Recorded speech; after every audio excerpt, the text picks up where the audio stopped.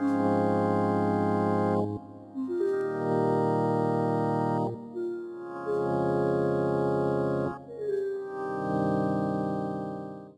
11th, 2001, I was returning back from work from maternity leave.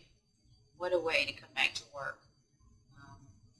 I had my son with me. I wanted to enroll him at the daycare at the Pentagon, but I received a call on my cell phone. They wanted me to come into the office and take care of a couple of things before I took him to the daycare. At the time, my first sergeant also let me know that she had to go to a meeting, so I was going to talk to her after she returned.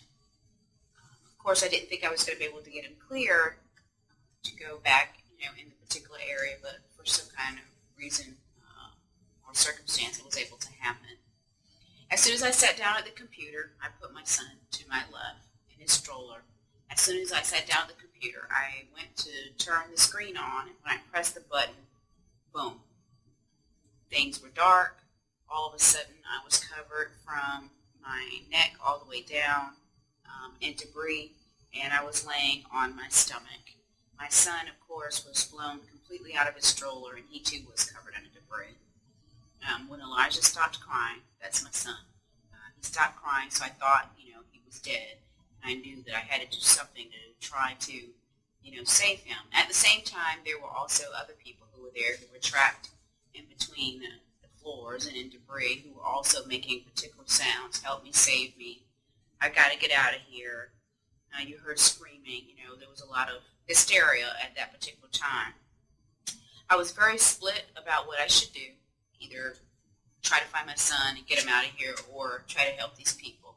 I tried to reach down under the debris to see if I could find Elijah, but I wasn't able to do it. So then I helped the other people with the thought that, okay, after I help them, help me find my son. And, really there was no methodology to it. Unfortunately, there was a lot of hysteria going on, and they really wanted to get out of the building. And I understood that, and I don't, place any fault on anyone. But on our way out, there was a large pile of debris. There were two individuals who were holding onto my arm. I reached down over, reached under, and I grabbed my son and I put him on my shoulder. And then as soon as we left that area, the rest of the stuff had collapsed. As I was coming out of the area, I didn't see any type of plane debris, no metal, no airplane seats, nothing that would cause me to believe that what had just happened was actual plane hitting the building. Again, I wasn't on the outside, but from the inside view, I didn't see anything that would give me any indication that a plane had hit and gone through the building. There was just nothing identifying that had taken place. What kind of debris did you see? It was more like office equipment stuff, computers, books, papers, desks, things of that nature. Nothing metal or airplane seat or, nothing like that. You see any luggage? I saw no luggage, nothing. No luggage, no bags, nothing. As a matter of fact, I couldn't even find my own wallet. But in going through the debris, there were certain things that should have been able to be seen or identifiable as it pertains to the plane. How much fire did you see?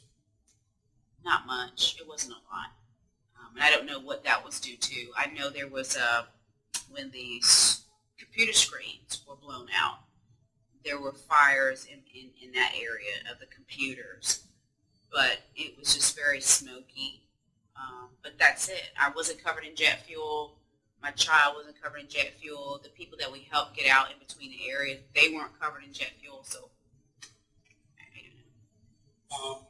Were the walls knocked down, or did you see the columns? On our way, on my way out, you could see that there was some still standing on the way out with wires hanging.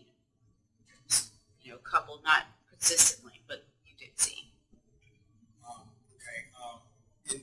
For the record, where were you located exactly? I was located 1 Echo 517, first floor, E-Ring, 5th corridor. That's how you read that number and letters. The name of the department? It was the administrative office at that particular time, Office under the Secretary of the Army. I know they've changed their name, OAA. As far as after September 11th, let's look before we get to that. What exactly did you see when you came out? What did it look like? What was the hole? What did that look like that you came out? Can you describe that? Was it roundish? It wasn't like a perfect round. I mean, it was just an area that we exited out of. It wasn't like a perfect circle. Did it appear, because I showed you some pictures earlier, you obviously came out onto the lawn area. Where did you come out exactly? What did it look like? I'm believing, based off the pictures that I've seen, that I came out of the area where I believe it entered. I don't believe I came out of the area where the plane was supposed to have exited. I don't believe, based off the pictures I've seen now. Because you were obviously Yes, I would like to revisit the area to confirm exactly, which side. But I believe it was where it was supposedly have entered. What did they tell you? How close were you to the alleged impact? I was told by the Pentagon renovation team I was maybe 35, 45 feet, give or take 3 or 5 feet from the place of impact. And as you walked through and walked out on your way out, were you walking on debris? What type of debris were you walking on? Well, I'd lost my shoes, so I was barefooted. And, and again, yes, I was concerned for my life, but at the same time, I didn't want my feet to get cut either.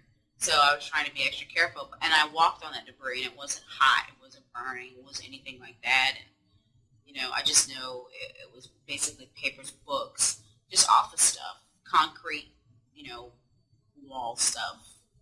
Right. But It's all mixed together. Were there walls, or was it all just an open area with columns? There was some walls that had collapsed. Maybe it was stuff from the floors, because there were different floors that had collapsed in, and one particular wall had came down in this fashion. So it could very be that maybe when it fell down and crushed, I really don't know. So what you walked through was not at all like intact hallways or any sort? If the closer you got out, it was less debris for some reason, I don't know. But the more we got closer to the actual way to get out, it looked more like a hallway type area, like you were going through a blackened hall. The closer we got as we were going out. Just black, and it still had stuff. I mean, it still had stuff in it. You don't get me wrong, but that's where you could see the columns, poles, or whatever, wires and things. So there were columns hanging in the way when you walked out? Yeah, because there were people who were also behind me, and one gentleman was trying to hold on to something when he put his arm on it, and I remember him doing that. And the guy in front was like, "Come on, let's get out of here." In your best estimation, I know it's probably going to be tough, but how long would you estimate that experience was from the moment of the impact and traveling, the alleged impact, to actually, getting outside? You could guesstimate. From maybe even finding Elijah and then making It's hard. Would you describe it as minutes, 2, 3 minutes, or was it, I know it probably seemed like an eternity, but Yeah, it seemed like a long time to me. At the same time, it had to go a certain pace, or else everything would have collapsed on us, and we would have been, probably dead, or from stuff falling on top of us. It's really hard to say because I wasn't keeping time. I need to do a guess estimate because it wasn't like I was keeping time or paying attention. sure, but did you guys have to move debris, or were you just climbing over debris? It was a little bit both, because when people were collapsed within the area and you're trying to pull these people out, you're dealing with debris in that sense of collapsed floors. Then, in the issue of finding my son, it was more of just, it wasn't a trying to place it or anything. It was just more of a shuffling of trying to look under stuff to try to see if maybe I could feel them. So that was another way of looking at debris. What's happened, obviously, since you've obviously come out now and started talking, and what happened immediately after that? Well, again, the American public had responded so well in regards to looking at this incident, and was, the American public was, traumatized by the actual event, but then also they sympathized based off knowing that people actually experienced this event, and they responded so well to try to help. But what took place, for example, Pentagon Victims Fund, the Army Mercy Relief was given oversight over the Pentagon Victims Fund, and they made a decision to divert the money towards the war when there were Pentagon victims who still had long-term needs. There was no main interest or concern regarding helping people recover or rebuild their lives from a very traumatic event. And there was the Survivors Fund, who was supposed to provide this intensive case management to ensure that, Virginia victims got the assistance that they need to help recover. But their case management, the goal of their case management was to prevent the victim from actually getting the assistance that they needed. And I just find that a little bit disturbing that people would have such a traumatic experience and then turn around and be further traumatized by these organizations that capitalize off people's victimization. And it's an issue that's still being fought today when you hear them all the time about, every anniversary they want to do a moment of silence, and nothing is really being done to really help people actually rebuild their lives. Right after the event and when you were in the hospital, what were they telling you? What were you trying to find out what happened? What was the extent of that? Well, I was still property of the government, even though I was brought there. Technically, regulation-wise, they had the responsibility, or they could remove you from a civilian hospital to take you to a military hospital. And so when an incident takes place, they have to go out and do what is called accountability to identify other military people, or else you could be counted AWOL until they determine, which is absent without leave, to determine your location. So they end up, representatives from each of the military force, Army, Navy, Air Force, and Marines, ended up coming to the hospital for which my child and I were located. When they came in my room, they let me know, asked me my name, my social, so they could identify where we were, and let the command know what our status was. And the conversation pretty much was, they asked me what did I think happened. And like I said, I wasn't on the outside, so I really didn't know. I just communicated that it sounded like a bomb to me. That's what it sounded like. It sounded like a bomb.